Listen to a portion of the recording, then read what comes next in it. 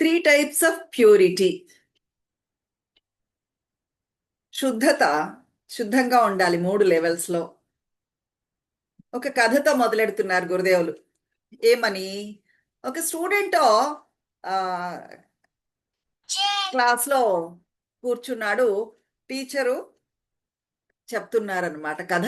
ఆ, కాసేపు మాట్లాడుతూ మాట్లాడుతూ టీచర్ అడిగారట, ఎంత వెళ్ళింది అని. క్లాస్లో ఒక స్టూడెంట్ కూర్చున్నాడు. ఏదో ఒక మూలకి గోడ వైపు చూస్తూనే ఉన్నాడు. అతను పాఠం చెప్తున్నాడు, బోర్డు చూడట్లేదు, టీచర్ని చూడట్లేదు.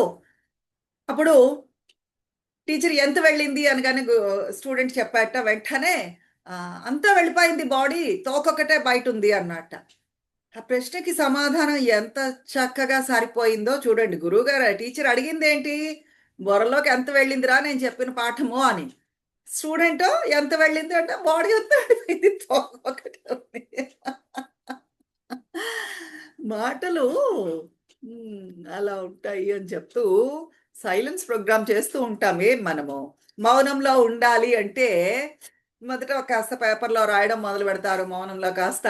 ఆ తర్వాత చిన్నగా గుసగుసలు మొదలు సైగలు చేస్తారు. ఆ సైగల తర్వాత చిన్నగా గుసగుసలు మాట్లాడుతూ ఉంటారు. ఏదో అది మౌనం కాదు అన్నట్లు. అవసరమా అంతా? నిజంగా మాట్లాడదలుచుకుంటే కాస్త గట్టిగా మాట్లాడారు అనుకోండి, గుసగుసలు కాకుండా, వినేవాడికి స్ట్రెయిన్ ఉండదు అని చెప్పి సరదాగా చెప్పుకొస్తూ, అసలు ఈ మౌనం ఎందుకు పాటిస్తున్నాము, దాని పర్పస్ ఏంటి అనేది గురుదేవులు చెప్తున్నారు. 3 రకాల శుద్ధత మన వ్యవస్థలో తీసుకురావడానికి. ఇక్కడ వ్యవస్థ అని ఎందుకన్నారో మళ్ళీ ఒక్కసారి మనం గుర్తు చేసుకుందాం. ఎందుకు అంటే, నేను అంటే శరీరమే అనుకుంటాం. శరీరంతో పాటుగా 7 లేయర్స్ కోసం కూడా మనం క్లాస్లో గురుదేవులు చెప్పింది విన్నాం కదా. మనసు, బుద్ధి, చిత్త, అహం, ఇవన్నీ ఆత్మ, ఇవన్నీ కలిపిన ఈ సిస్టమ్ ఉందే, ఆ సిస్టంలో 3 రకాల శుద్ధత తీసుకురావడం కోసమని మనము ఈ మౌనం పాటిస్తున్నామట. మొట్టమొదటిదేమి? శరీరాన్ని శుభ్రంగా ఉంచుకోవడం, శుద్ధత తీసుకురావడం. ఎలాగా? ఆసనాలతో, తర్వాత ప్రాణాయామం చేసి, ఆహారంతో, ఎక్సర్సైజులు చేసి, స్నానం చేసి, వీటితో శరీరాన్ని శుభ్రంగా మనము ఉంచుకుంటాం. చూడండి, శరీరం శుభ్రంగా ఉండాలి అంటే ఆహారము, స్నానముతో పాటుగా ఆసనాలు, ప్రాణాయామ కూడా శుద్ధి చేస్తాయి శరీరాన్ని. తర్వాత వాక్కు, మాటలు శుద్ధంగా ఉండాలి, వాక్ శుద్ధి. చాలా నాగరికంగా ఉన్నాము, చాలా సంస్కృతి సాంప్రదాయాలు పాటిస్తున్నాము అని అనుకున్న వాళ్ళే కొన్ని కొన్ని పరిస్థితుల్లో నోరు తెరిచారు అంటే రామ రామ వినలేనంతగా వస్తాయి వాళ్ళ నోట్లోంచి. అవసరము మాట కూడా శుద్ధంగా ఉండడము. మీకు గుర్తుంటే మొట్టమొదట క్వాలిఫికేషన్ అష్టావక్ర గీత చదవడానికి చెప్పారు గురుదేవులు. పొరపాటుని కూడా సాధకులు తప్పు మాట నోట్లోంచి రానివ్వకండి. మూడోది ప్యూరిటీ ఆఫ్ ఫీలింగ్స్, భావాల లెవెల్లో కూడా శుద్ధత అవసరము. కొంతమంది తపస్సు చేసుకోవాలని మారుమూల అడవుల్లోకో కొండల్లోకో వెళ్ళిపోతూ ఉంటారు, ఏకాంతం కోరుకుంటూ. ఎందుకు అంటే దానికి కూడా ఒక రీజన్ ఉందిట. మనలో ఒక నెగటివ్ ఫీలింగ్ వచ్చింది అనుకోండి, ఆ నెగటివ్ ఫీలింగ్ వైబ్రేషన్స్ చుట్టూ వాతావరణంలో ఆ స్పందనలు ఉంటాయట. పావుగంట, అరగంట, గంట, 2 గంటల పాటు కూడా ఉంటాయట. అవునా? ఒక మనిషిలో నెగటివ్ ఫీలింగ్ వస్తూనే ఇలా ఉందనుకోండి, ఒక సమూహం ఉంది, గుంపుగా ఉన్నారు కొంతమంది జనాలు, ఇంతమంది సమాజంలో ఉన్నారు. ఎంతమందిలో నెగటివ్ ఫీలింగ్స్ వస్తున్నాయో, ఎంత నెగటివ్ వైబ్రేషన్స్ వాతావరణంలోకి మనం పంపిస్తున్నామో, వాళ్ళేదో కష్టపడి ఎవరైనా తపస్సు చేసుకుందాం, ధ్యానం చేసుకుందాం అని మొదలెట్టేసరికల్లా ఈ నెగటివ్ స్పందనలు అన్నీ కూడా, వైబ్రేషన్స్ అన్నీ కూడా వాళ్ళ మీద ప్రభావం చూపిస్తాయి. వాళ్ళు పెట్టిన ఎఫర్ట్ అంతా పోతుంది. అందుకే సంఘాలో ఉండాలి అంటే ఒక నియమం ఉందిట, సెల్ఫ్ డిసిప్లిన్. సంఘంలోకి వెళ్ళడానికి ముందుగానే, నలుగురిలో కలవడానికి ముందుగానే మనం శుభ్రపడాలి. ఫీలింగ్స్ ఎస్పెషల్లీ శుద్ధి చేసుకోవాలి.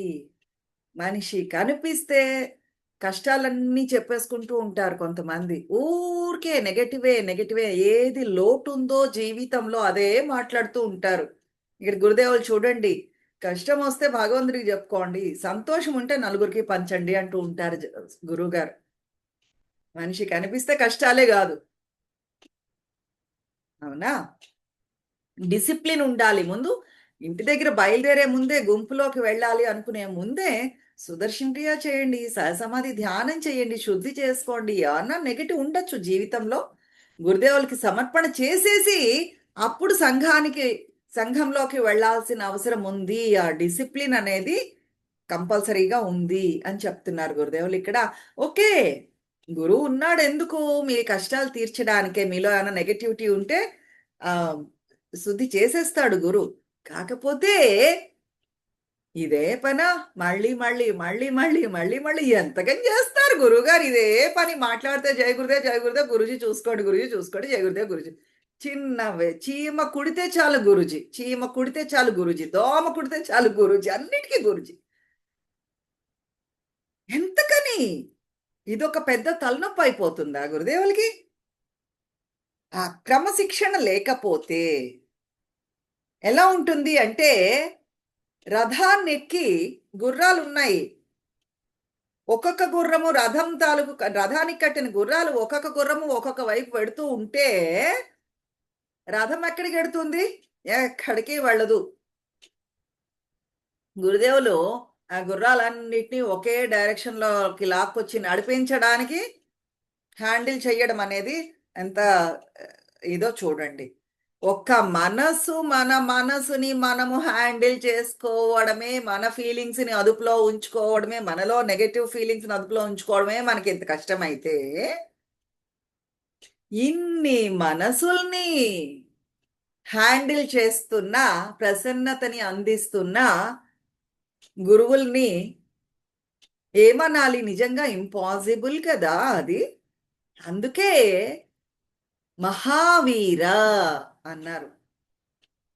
వీరత్వం ఉంది మనసు హ్యాండిల్ చేయడంలో. ఎన్ని మనసులు హ్యాండిల్ చేస్తుంటే జ్ఞానులు ప్రపంచంలో ఉండేటప్పుడు, అందుకే చూడండి బుద్ధుడు కావచ్చు, కృష్ణుడు కావచ్చు, చాలా తక్కువ మంది. అది ఒక ఫినామినన్. గురువు ఉండడము అనేది ఒక ఫినామినన్. ఎక్కడో అరుదుగా పుట్టారు ఒక కృష్ణుడు, ఒక బుద్ధుడు. మన గురుదేవులు ఎంతమంది మనసుల్ని హ్యాండిల్ చేసి ఆ ప్రసన్నత అందించడానికి, స్ట్రెస్ ఎలిమినేషన్ చేయడానికి ఉమ్, ఎంత ధీరత్వం ఉంటే, భయపడకుండా ఉంటే ఇన్ని నెగటివ్ తరంగాలు, నకారాత్మక తరంగాలు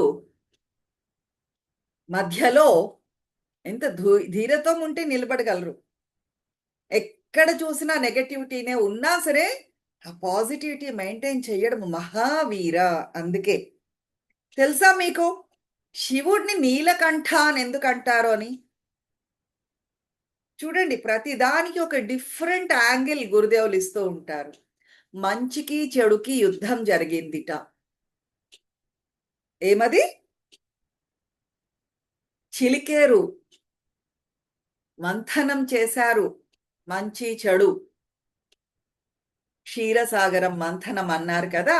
రాక్షసులు దేవతలు సింబాలిజం అది.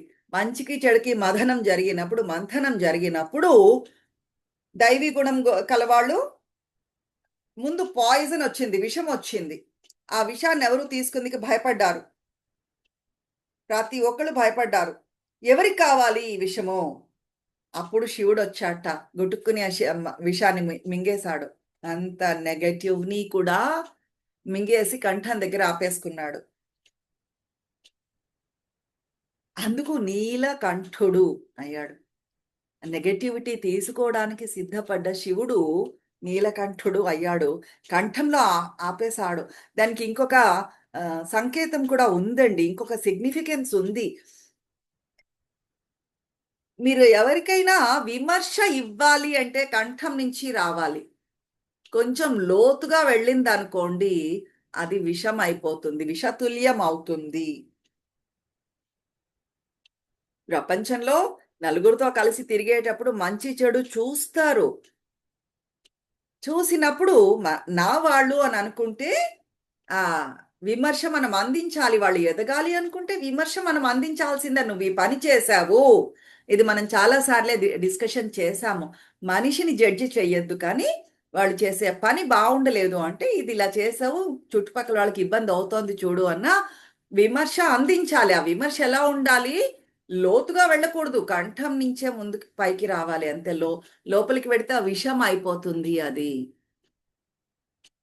ఎంతసేపు మంచి మంచిగా మాట్లాడుతూ అబ్బబ్బా! నువ్వింత, నువ్వంతా ఎంత బాగున్నావు, ఎంత గొప్పవాడు అంటూ పొగడడం ఒకటే కాదు. గుడి గుడి హిపోక్రటికల్ స్మైల్ ఇవ్వాల్సిన అవసరం లేదు. అంత బావుంది. హిపోక్రసీ ఎందుకు? ఉన్నది ఉన్నట్టుగా మాట్లాడండి. కాకపోతే కంఠం నుంచి రావాలి. కొంచెం లోతుకి వెళ్ళినా విమర్శ విషతుల్యం అయిపోతుంది.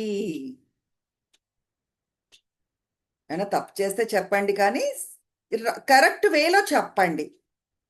సజెస్టివ్‌గా చెప్పండి అంతే. ఓకే. ఫీలింగ్స్ మిళితమైపోకూడదు. మనం ఎమోషనల్ అయిపోయి ఎదుటి వాళ్ళని విమర్శించడం మొదలుపెట్టామనుకోండి, అది విషతుల్యం అయిపోతుంది. చరిత్రలోకి వెళ్లి చూడండి. ఈ జ్ఞానులున్నారు చూసారో అన్‌లైటెండ్ మాస్టర్సు ఏదో ఒకటి విమర్శ చేస్తూనే ఉంటారు. కానీ చెడు భావాలతో కాదు. కన్‌స్ట్రక్టివ్ క్రిటిసిజం ఇస్తారు. ఏమంటారు? ఎదుటి వాళ్ళు ఎదగడానికి, సమాజంలో మంచి జరగడానికి విమర్శ ఇస్తారు. అందువల్ల వాక్కు, ఫీలింగ్సు ఇవి 2 కూడా ప్యూరిటీ అనేది, శుద్ధత అనేది చాలా చాలా అవసరము.